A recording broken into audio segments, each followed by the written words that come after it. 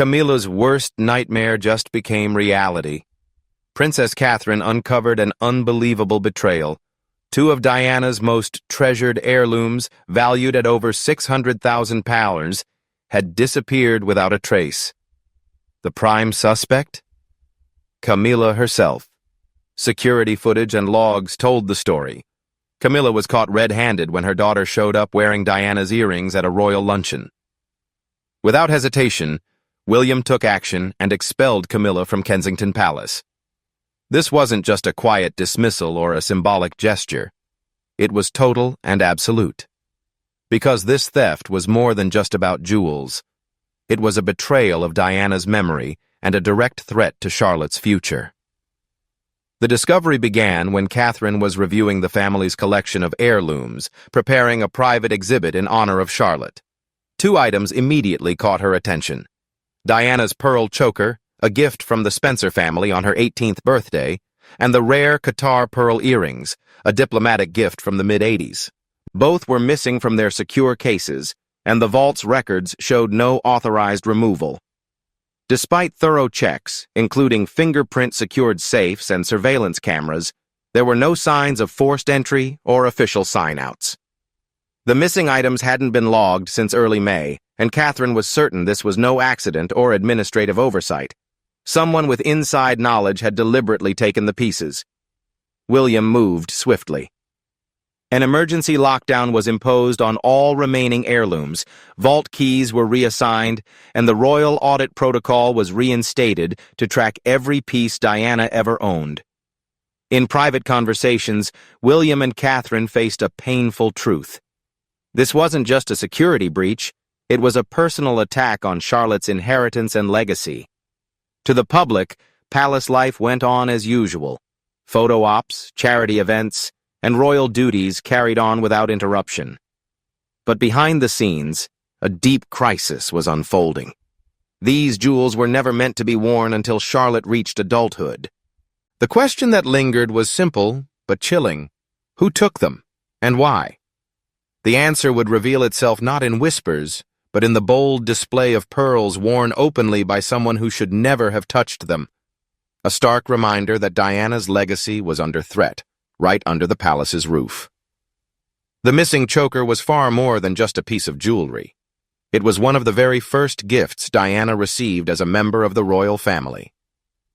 On her 18th birthday, the Spencer family presented her with the pearl choker, a symbol of the dynasty she was joining. The necklace featured 4 strands of freshwater pearls and a diamond clasp at its center, and it had been valued at £100,000 back in 1998 after Diana's passing. Diana famously wore the choker on her honeymoon cruise through the Mediterranean just days after her wedding. The earrings, however, were even more extraordinary. During a state visit to Qatar, Diana was gifted a set of 3-tiered pearl drop earrings by the Emir himself, a prestigious honor traditionally reserved for foreign queens. She wore those earrings frequently throughout 1986 and 1987, including during her pregnancy with William. One iconic photograph captured her at a London gala, radiant and glowing, the earrings shimmering under chandelier light as she gently rested a hand on her baby bump. By 2005, these precious pieces were carefully secured within the Windsor archives on the orders of Queen Elizabeth II. They remained untouched for nearly 20 years until Catherine requested their preservation in 2023, with no intention of displaying them publicly. It had been decided that both the choker and the earrings would be entrusted to Princess Charlotte on her 18th birthday, a powerful symbol that Diana's grace, strength, and legacy would live on through her granddaughter. This was far more than a fashion statement. It was a passing of the torch.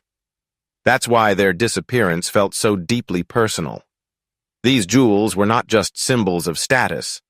They embodied Diana's journey from a hesitant teenager to an international icon, from a reserved princess to a devoted and fierce mother. Their theft wasn't just a missing entry on an inventory sheet, it was an attempt to erase a legacy. Whoever took them wasn't motivated by style or monetary worth. They sought to sever Diana's royal lineage and block Charlotte's rightful inheritance. As Catherine absorbed the gravity of what had been lost, she maintained her composure behind a mask of royal dignity. The media remained unaware. The staff stayed silent. But one clue could not be concealed. A detail that would transform suspicion into outright confrontation. During a family luncheon, Catherine's eyes locked onto Laura Lopes, Camilla's daughter, who entered the room wearing the very earrings that had vanished from the vault. The 3 perfectly matched pearl drops were unmistakable. At first, Catherine said nothing, observing quietly. Then she discreetly asked her assistant to verify the earrings against the jewelry archives. Within minutes, the confirmation came back. They were the exact same earrings gifted by the Emir of Qatar in 1986, with the distinctive diamond threading. A heavy silence fell over the room. Catherine locked eyes with Laura and, for the first time in front of more than 30 guests, confronted her directly. "What are you wearing?" Catherine asked, her voice steady but cutting. Laura hesitated, then muttered, "A gift from Mother." Camilla, seated just 2 chairs away, suddenly went pale. William arrived shortly after, having been alerted through a private security message. Catherine didn't waver. She turned to Camilla and stated clearly, "Those belong to Charlotte." Conversation in the room ground to a halt. William immediately called for a palace gemologist to examine the earrings. In a private room, under magnification, every detail was scrutinized. The serial coding, clasp design, pearl alignment, all matched perfectly. "These are the originals," the expert confirmed. It was undeniable. The missing earrings hadn't vanished. They had been stolen and brazenly worn inside the Queen's own residence. For Catherine, suspicion turned into full-blown conflict. The luncheon confrontation ignited whispers that quickly spread into headlines. Within hours, palace staff spoke in hushed, coded tones. Assistants began double-checking inventories while William's private office issued strict orders to maintain silence, but the quiet wouldn't last. As Camilla and Laura scrambled to cover their tracks, they set off a chain reaction that no amount of damage control could stop. What followed would expose the truth and open the door to a scandal decades in the making. Laura, visibly shaken, offered a vague explanation to royal aides, claiming the pearl earrings were a gift from Camilla, supposedly purchased at a private auction years ago. But there was no receipt or proof. When pressed, she couldn't even recall the auction house's name. Her story quickly fell apart. The Royal Collection team cross-checked all auction records from major houses between 2010 and 2020, Sabes, Bonhams, Phillips, and found no matching purchase. Meanwhile, palace security logs revealed a critical detail. Camilla had entered the secure jewelry wing housing Catherine's vault alone, without staff or clearance. She claimed it was for heritage research ahead of an upcoming tour, but no such tours were scheduled. That evening, William convened a private meeting with his top advisors and legal counsel. When told of Camilla's account, he reportedly remained silent before stating firmly, "This isn't a mistake. This is theft." He rejected suggestions from King Charles's aides to handle the matter quietly. "No," William said, "this doesn't get swept under the rug." Catherine, calm but resolute, agreed. "If we don't act, it signals that Diana's memory is disposable." Within 2 days, the story leaked. A major newspaper ran a front-page headline linking the Queen's family to the missing Diana jewels, with anonymous palace sources confirming the items were meant for Princess Charlotte. The media frenzy erupted instantly, and royal social media accounts were flooded with outrage. One comment captured the public sentiment perfectly. "You didn't just steal earrings, you stole from Diana's granddaughter." The palace could no longer hide behind tradition or carefully crafted images. Camilla's cover story was shattered, and the world was watching. But while public anger boiled outside palace walls, inside the royal circle, William was preparing a response far more severe. Removing Camilla was only the beginning. William was determined to strip Camilla of the one thing she still clung to, her royal privileges. The monarchy had moved beyond mere titles. It was now about trust, and Camilla had shattered that trust. In a confidential royal directive, William officially revoked Camilla's access to all heirloom archives and any involvement in ceremonial planning. The document made clear that she was barred from participating in anything related to Diana's personal collection, the rotation of royal jewelry, or the curation of historical wardrobes. "You don't get to rewrite Diana's legacy," he said, according to a senior aide. "Not through public relations, and certainly not through theft." Palace staff were informed that Camilla was no longer welcome in the private residences at Kensington. Though she remained queen consort in name, her influence was wiped away overnight. She was removed from Wales-led events, had her security clearance downgraded, and was notably absent from the annual Royal Council's Heirloom Strategy Session, an event she had never missed since 2005. The symbolic impact was profound. Insiders described her departure as quiet but complete. There was no press release, no apology, no official explanation, but everyone within the palace understood she was effectively banished. She no longer walked the halls Diana once did. Catherine chose silence publicly, issuing no statement. Instead, she focused on Charlotte's summer calendar, school, charity appearances, and archival visits. Life continued, but the royal hierarchy had shifted irrevocably. The media reacted swiftly. The Telegraph called it an internal exile, while The Guardian framed it as a correction of the royal narrative. On social media, memes of Camilla leaving the palace with suitcase emojis went viral, and hashtags like "hat thrown out" and "not your crown" trended within hours. For the public, this wasn't just satisfaction. It was symbolic justice. The monarchy had made a clear choice. But for Catherine and William, this wasn't about revenge. It was about legacy. The crown was more than an institution. It was a guardian of memory. When someone tried to rewrite those memories, yet what truly shocked the palace wasn't just Camilla's actions. It was the deeper pattern behind them. Once the silence broke, whispers returned. Whispers from decades past, 1993, 1996, echoes of long-buried scandals resurfacing. The past was clawing its way back. And this time, it was ready to bite. For the royal family, jewelry wasn't mere glamour. It was storytelling through diamonds. Diana's pearl choker, gifted in 1981, marked the beginning of her royal journey. The Qatar earrings received in 1986 symbolized her rise as a global icon. Catherine had always treated these heirlooms as sacred. When those heirlooms vanished, it wasn't just about losing valuable property. It was a betrayal of a mother's memory, one meant to live on through Princess Charlotte. That's why Camilla's actions crossed a line no apology could ever mend. Behind closed doors, more documents came to light.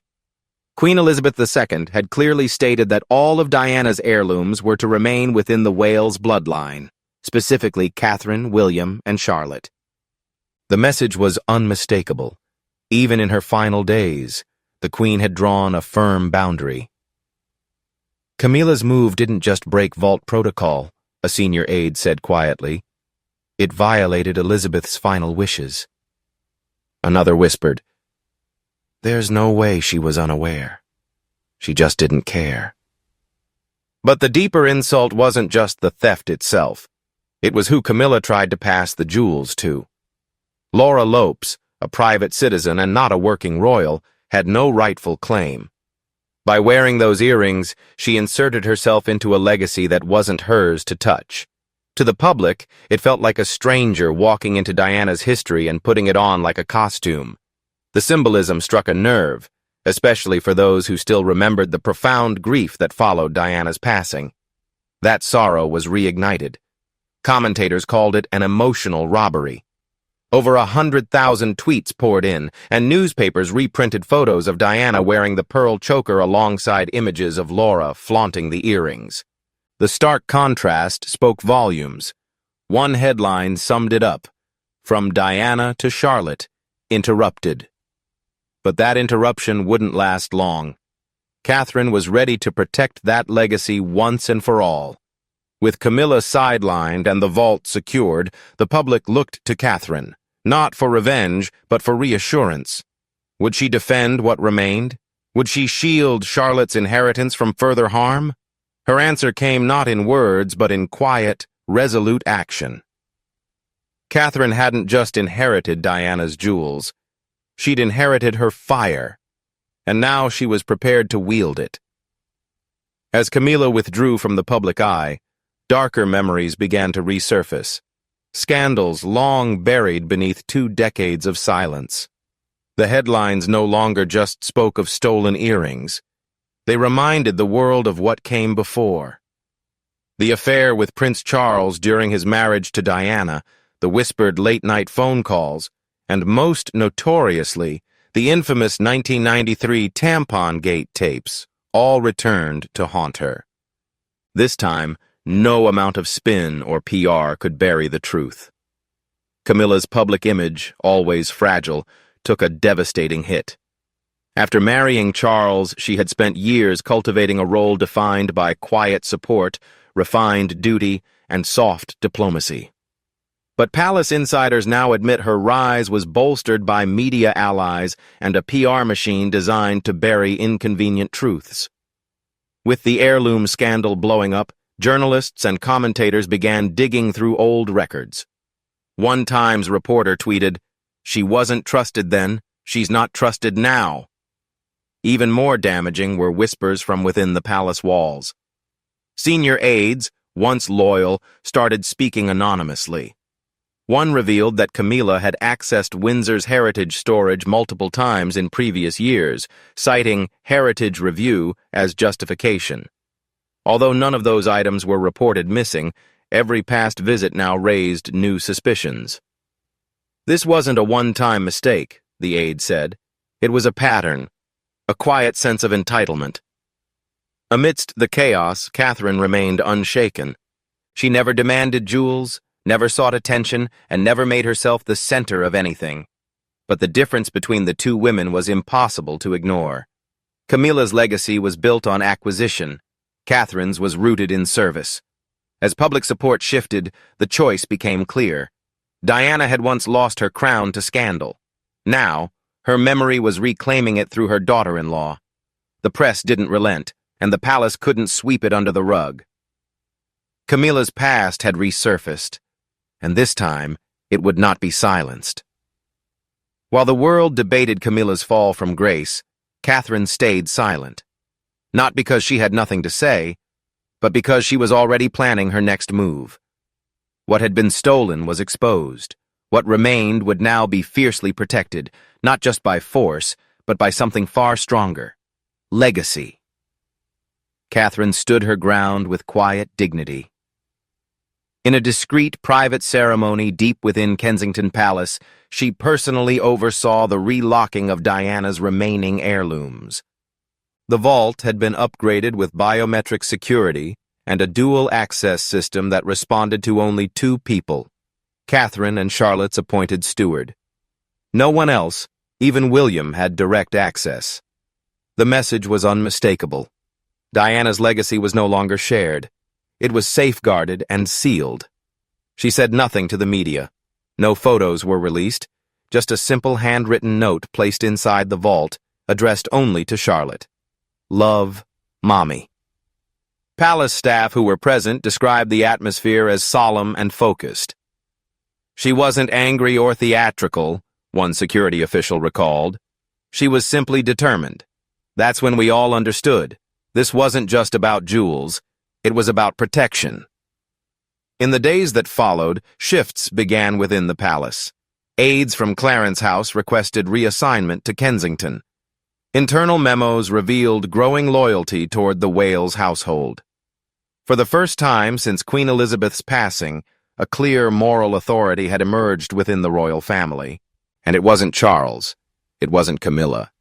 It was Catherine. Public opinion mirrored the shift.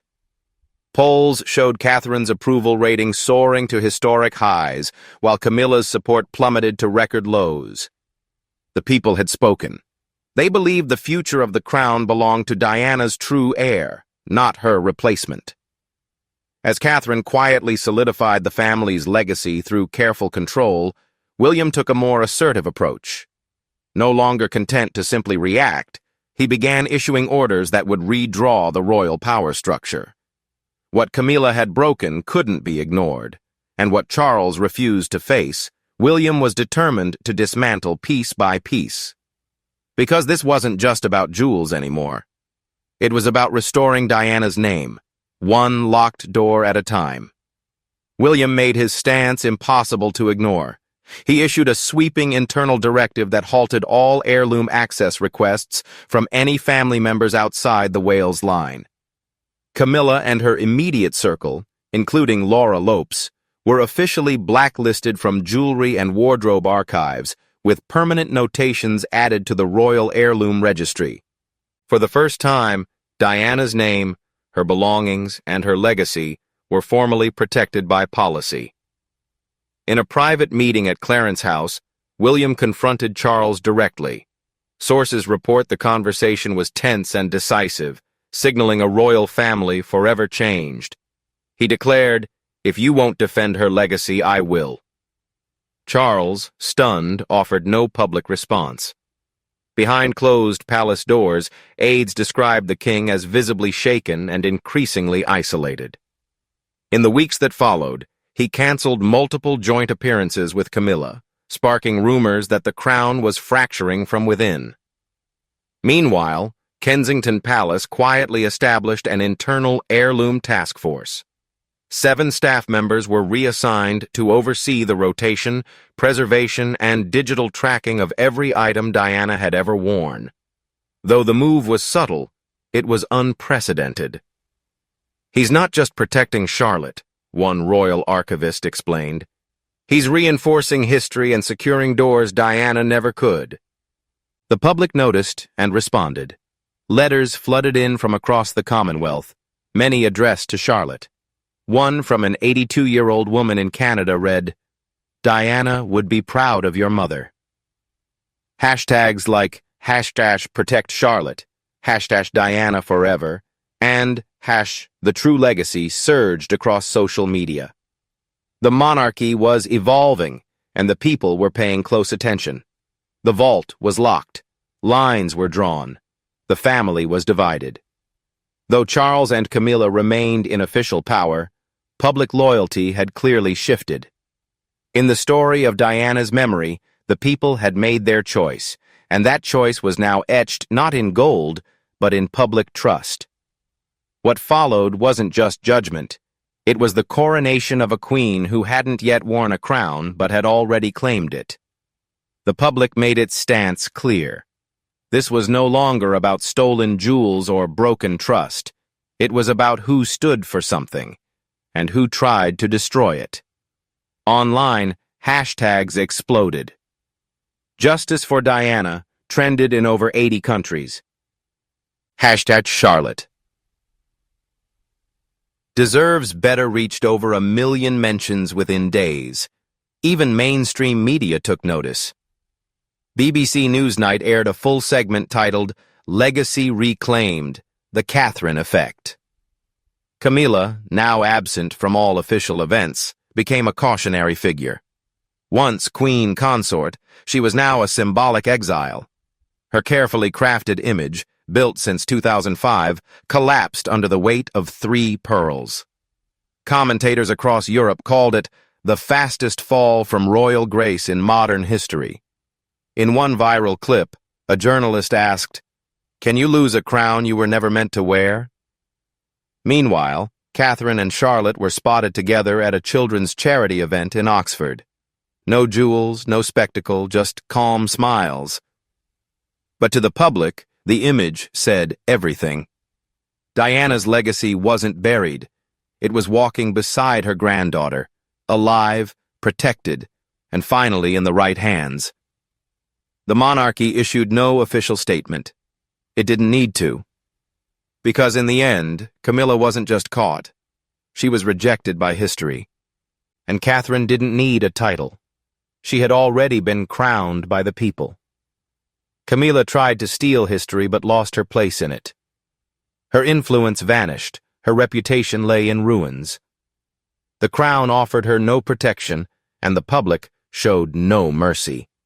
Meanwhile, Catherine remained steady, guarding Diana's legacy and protecting Charlotte's future. No drama, no retaliation, just quiet, unwavering strength. Now, everyone can see who truly embodies Diana's spirit. Camilla wasn't merely caught. She was erased by the truth, by the people, and by the rightful queen waiting in the wings.